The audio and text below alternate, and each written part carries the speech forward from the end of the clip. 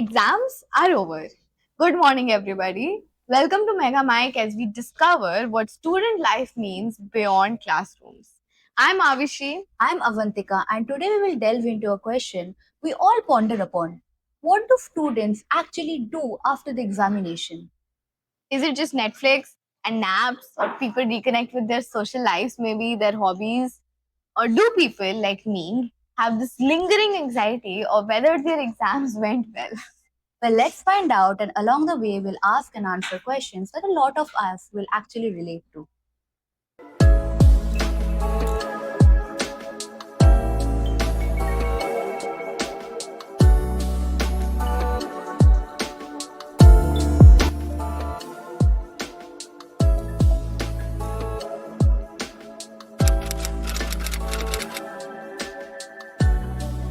So coming to the picture after the last exam, after the exams are over, the result stress is technically over because the exams are done.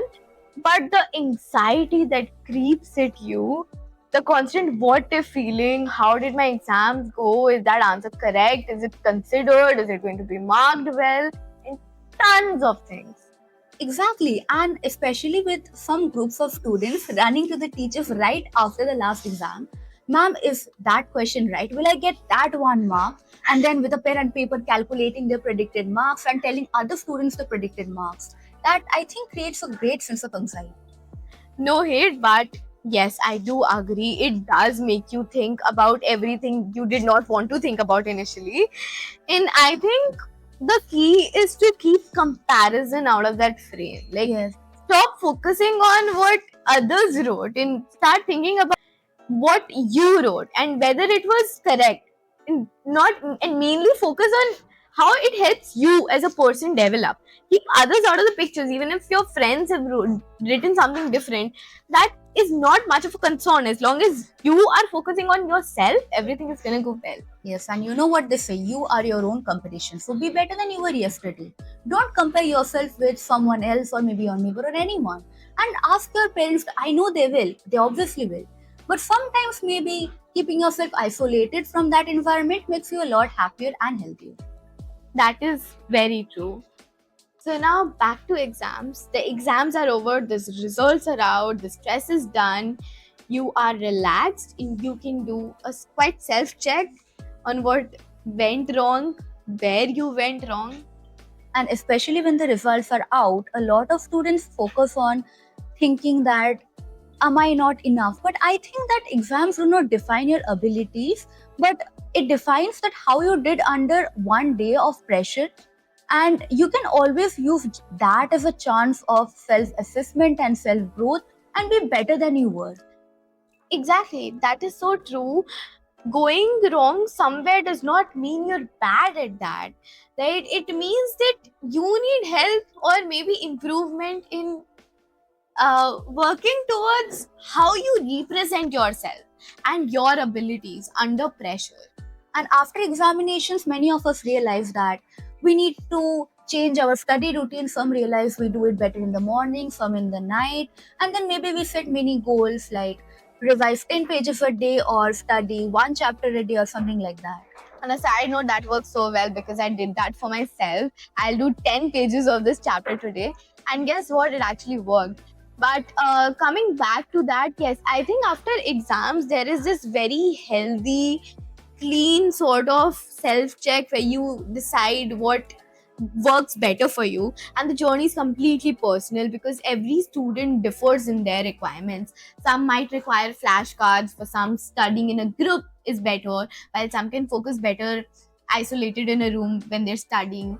So some might require breaks, small short breaks while studying. Actually, all of these things are very personal. All these things cannot be decided by one person for the many. You have to sit down and you have to think what works better for you and yourself only. Yes, I think it is imperative that we stop comparing our study habits with that maybe of someone better than us and think that they are doing this way. So what if we do it this way? It might not work for us because we are our own person That is and true. our abilities are our own. I second that. Exams are over. Results are done. They're out. Now what? I'd say take 2-3 days to yourself and reconnect with yourself. Step outside, step out of the house, look at the sky. And maybe, fly a kite. That helps. That helps. Touch some grass, walk barefoot on the grass. I swear it is therapeutic, right? And look at the world, it's beautiful. Look around yourself, there's amazing greenery most of the times. You have to find the right place for that. And The maybe, sky is beautiful, it's very blue. and maybe sit with a notebook, and who knows, we might unleash your inner poet. Maybe try it under the sun or near the window, near the plants, whatever works for you.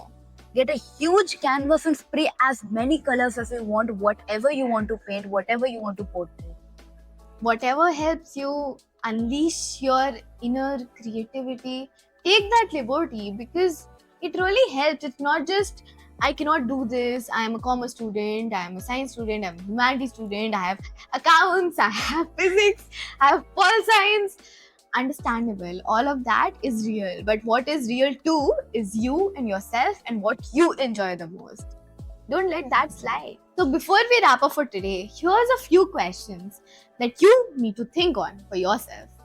After the exams, do I give permission to rest or do I feel guilty?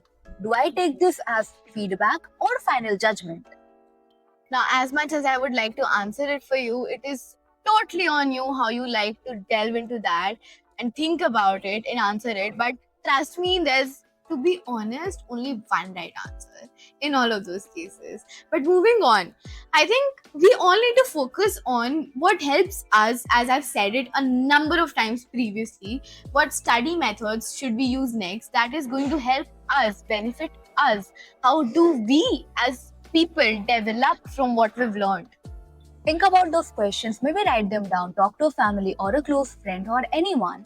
And go out there, take pictures, document stuff, and maybe post them. Do whatever makes you happy. And whatever makes you understand yourself, because that is very important. And trust me, as cliche as it might sound, talking to people, putting yourself out there, communicating with your friends, with your family members, sometimes they can be a little annoying, judgmental, but then they know you and they help you find yourself. So that is a very integral step in paving the way for a good, better yourself, right? So it's not just a cliche concept. It helps talking to people, writing down your feelings, not hiding from them, not shying away from them, learning more about yourself. That it helps and it makes you a better you. So that is important. I feel this is really important, knowing your own self. Apart from talking to friends, self-reassurance, self-introspection, retrospection, contemplation, it really plays a key in forming who you really are and how you see yourself. So I think it is important too. And to regulate your emotions, because trust me, exams can be a huge burden sometimes. They can feel very heavy on yourself and on your mental health, maybe, right? And we all know mental health, physical health, they're all related. So if you want to be healthy, you need to be healthy here to be healthy everywhere. And talking about exams, I feel that they do not really test how much you studied, because there will be 10 to 20 people with the same amount of knowledge, but it actually tests how calm you are and your mental strength, not your knowledge. More than your knowledge, it tests your calmness, your mental strength, and how you act under pressure, your composure, what you can manage to do under pressure.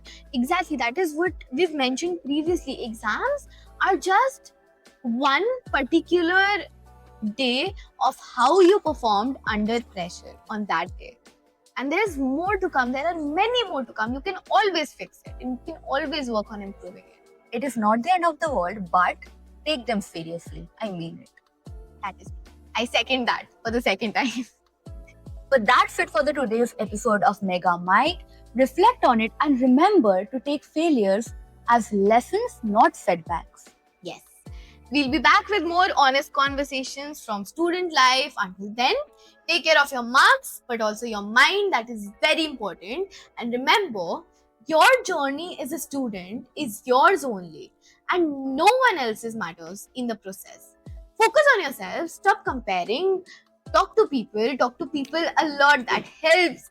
And try to communicate not just with people around you but with the nature around you. Reconnect with the life you've lost on, and reconnect with yourself, talk to yourself, understand yourself. It is beautiful when you know it. Well, until then, goodbye.